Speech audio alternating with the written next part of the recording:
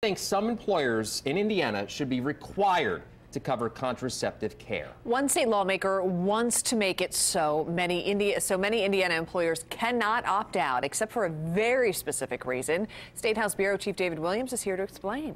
I talked to State Senator Jean Breaux today. She says this bill is designed for women across Indiana who need that coverage.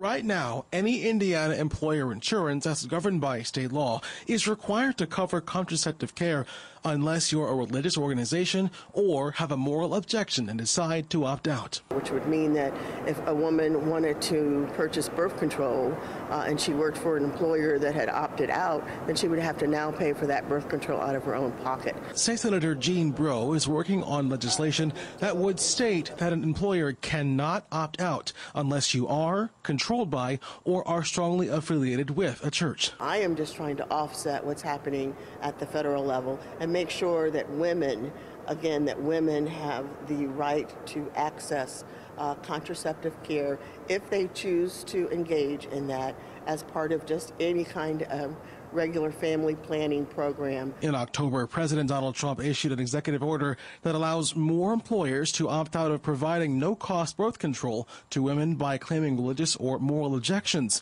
Breaux acknowledges her legislative battle at hand. It seems like all bills are uphill battles to start. So are there going to be detractors? Sure.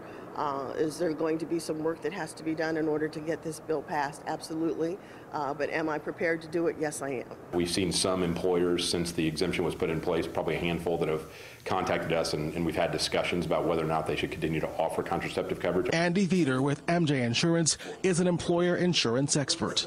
I think you may see a few employers that would have objection to this law.